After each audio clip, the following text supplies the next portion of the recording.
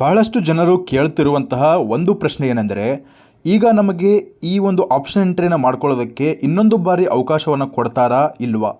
ಇದರ ಬಗ್ಗೆ KA ಪೂರ್ತಿಯಾಗಿ ಮಾಹಿತಿಯನ್ನು ಕೊಡಬೇಕಾಗಿದೆ. ಆದರೆ ಇಲ್ಲಿ ನಾವು ಆರ್ಡರ್ ಕಾಪಿಯಲ್ಲಿ ಗಮನ ಇಟ್ಕೊಂಡು ಓದಿದಾಗ ನನಗೆ ಅನಿಸ್ತದೆ ಇಲ್ಲಿ ಆಪ್ಷನ್ ಎಂಟ್ರಿಯನ್ನು ಇನ್ನೊಂದು ಬಾರಿ ಕೊಡುವಂಥ ಸಾಧ್ಯತೆ ಬಹಳಷ್ಟು ಕಡಿಮೆ ಇದೆ.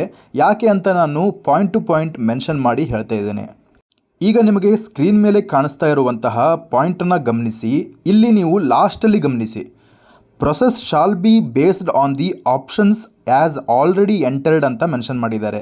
ಅಂದರೆ ಈ 443 ಸೀಟ್ಗಳಿಗೆ ಈ ಒಂದು ಅಲಾಟ್ಮೆಂಟನ್ನು ಯಾವ ರೀತಿಯಲ್ಲಿ ನೀವು ಮಾಡಬೇಕಂದ್ರೆ, ಆಲ್ರೆಡಿ ಆಪ್ಷನ್ಸ್ಗಳನ್ನು ಏನು ಎಂಟರ್ ಮಾಡಿದ್ದಾರೆ ವಿದ್ಯಾರ್ಥಿಗಳು ಅದರ ಬೇಸಿಸ್ ಮೇಲೆ ಮಾಡಬೇಕಂತ ಮೆನ್ಷನ್ ಮಾಡಿದ್ದಾರೆ.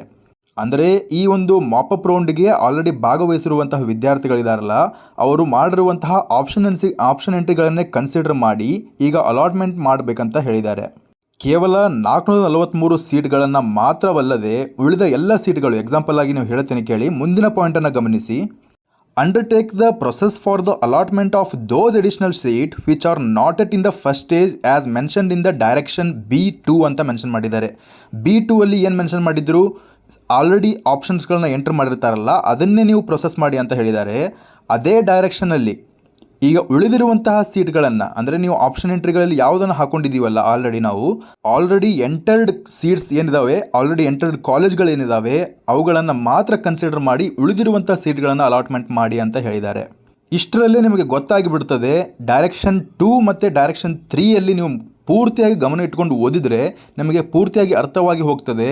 ಆಲ್ರೆಡಿ ಎಂಟರ್ಡ್ ಆಪ್ಷನ್ಸ್ಗಳನ್ನೇ ಕನ್ಸಿಡರ್ ಮಾಡ್ತಾರೆ ಈ ಒಂದು ಅಲಾಟ್ಮೆಂಟ್ಗೆ ಅಂತ. ಆದರೆ KA ಅವರು ಈಗ ಆಪ್ಷನ್ ಎಂಟ್ರಿಯನ್ನು ಮತ್ತೊಂದು ಬಾರಿ ಕೊಡ್ತಾರಾ ಇಲ್ವಾ ಅನ್ನೋದನ್ನು ನಾವು ವೇಟ್ ಮಾಡಿ ಗಮನ ಇಟ್ಕೊಂಡು ನೋಡಬೇಕಾಗ್ತದೆ. As per the court guidelines ಅಥವಾ ಡೈರೆಕ್ಷನ್ಸ್ ಪ್ರಕಾರ ನಾವು ನೋಡ್ಕೊಂಡು ಹೋದರೆ ಇನ್ನೂ ಕೊಡುವಂಥ ಸಾಧ್ಯತೆ ಭಾಳಷ್ಟು ಕಡಿಮೆ ಇದೆ. ಆಪ್ಷನ್ ಎಂಟ್ರಿಗಳನ್ನು ಕೊಡುವಂಥ ಸಾಧ್ಯತೆ ಡೌಟೇ ಅನ್ನಿಸ್ತದೆ. ಹಾಗಾದರೆ ಯಾವ ವಿದ್ಯಾರ್ಥಿಗಳು ಪೆಟಿಷನನ್ನು ಹಾಕಿದ್ರಲ್ಲ ಅಂತಹ ವಿದ್ಯಾರ್ಥಿಗಳಿಗೆ ಮತ್ತು ಸೆಕೆಂಡ್ ರೌಂಡಲ್ಲಿ ಸೀಟನ್ನು ತೆಗೆದುಕೊಂಡು ಅಡ್ಮಿಷನ್ ತೆಗೆದುಕೊಂಡಿರುವಂತಹ ವಿದ್ಯಾರ್ಥಿಗಳಿದಾರಲ್ಲ ಅವರಿಗೆ ಕೇವಲ 9 ಕಾಲೇಜ್ಗಳಲ್ಲಿ ಒಂದು ಆಪ್ಷನ್ ಎಂಟ್ರಿಗಳನ್ನು ಮಾಡ್ಕೊಳ್ಳೋದಕ್ಕೆ ಬಿಟ್ಟಿದ್ರಲ್ಲ ಆ 9 ಕಾಲೇಜ್ಗಳಲ್ಲಿ ಮಾತ್ರ ಕನ್ಸಿಕ್ವೆನ್ಷಿಯಲ್ ವೇಕೆನ್ಸೀಸ್ಗಳನ್ನು ಕನ್ಸಿಡರ್ ಮಾಡಲಾಗುತ್ತೆ ಅನ್ನೋದು ಇಲ್ಲಿ ಪರ್ಟಿಕ್ಯುಲರ್ ಆಗಿ ನಮಗೆ ತಿಳಿದು ಬರ್ತದೆ.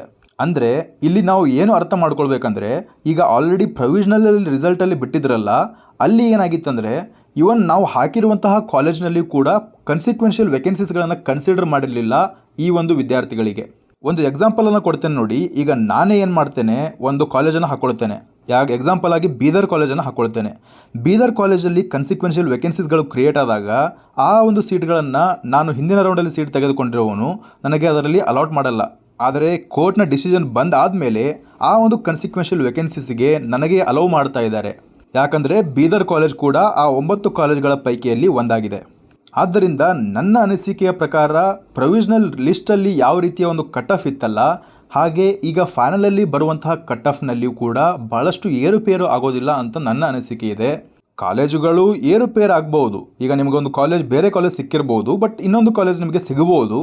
ಈ ರೀತಿಯ ಒಂದು ಏರುಪೇರು ಆಗ್ಬೋದು ಹೊರತು ನಿಮಗೆ ಪ್ರೊವಿಷನಲಲ್ಲಿ ಸೀಟ್ ಸಿಕ್ಕು ಫೈನಲಲ್ಲಿ ಸೀಟ್ ಸಿಗದೇ ಇರುವಂತಹ ಸಾಧ್ಯತೆಗಳು ಕಡಿಮೆ ಇದ್ದಾವೆ.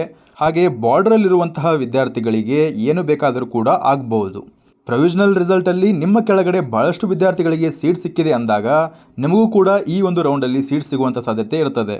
ಈ ರೀತಿಯ ಎಲ್ಲ ಊಹಾಪೋಹಗಳನ್ನು ಸೈಡ್ಗೆ ಇಡೋಣ. ಈಗ ನಾವು ಎಚ್ಚೆತ್ತುಕೊಂಡು ನೋಡಬೇಕಾದದ್ದು ಏನೆಂದರೆ, ಆಪ್ಷನ್ ಎಂಟ್ರಿಯನ್ನು ಇನ್ನೊಂದು ಬಾರಿ ಕೊಡ್ತಾರಾ ಇಲ್ವಾ ಅನ್ನೋದನ್ನು ನಾನು ಮನಗಟ್ಟಾಗುವಂತೆ ನಿಮಗೆ ಎಕ್ಸ್ಪ್ಲೇನ್ ಮಾಡಿದ್ದೇನೆ.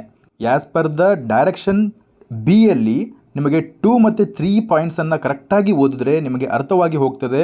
ಆಪ್ಷನ್ ಎಂಟ್ರಿಯನ್ನು ಇನ್ನೊಂದು ಬಾರಿ ಕೊಡುವಂಥ ಸಾಧ್ಯತೆ ಕಡಿಮೆ ಇದೆ. ಈಗ ಪೆಟಿಷನ್ ಹಾಕಿರುವಂತಹ ಸೆಕೆಂಡ್ ರೌಂಡಲ್ಲಿ ಸೀಟ್ ತೆಗೆದುಕೊಂಡಿರುವಂತಹ ವಿದ್ಯಾರ್ಥಿಗಳಿಗೆ ಕೇವಲ 9 ಕಾಲೇಜ್ಗಳಲ್ಲಿ ಅವರಿಗೆ ಕನ್ಸಿಕ್ವೆನ್ಷಿಯಲ್ ವೇಕೆನ್ಸೀಸ್ಗಳನ್ನು ಕನ್ಸಿಡರ್ ಮಾಡಲಾಗುತ್ತೆ ಅನ್ನೋದು ನಮಗೆ ಅರ್ಥವಾಗ್ತದೆ. ಇದು ಎಷ್ಟರ ಮಟ್ಟಿಗೆ ಸತ್ಯವಾಗಲಿದೆ ಎಂಬುದನ್ನು ನಾವು KA ಒಂದು ನೋಟಿಸ್ ಬರುವ ತನಕ ವೇಟ್ ಮಾಡೋಣ. ಅಲ್ಲಿಯ ತನಕ ಹೋಪ್ ಫಾರ್ ದ ಬೆಸ್ಟ್ ಅನ್ನುತ್ತಾ ಈ ಒಂದು ವಿಡಿಯೋನ ಇಲ್ಲಿಗೆ ಮುಗಿಸೋಣ. ಧನ್ಯವಾದಗಳು.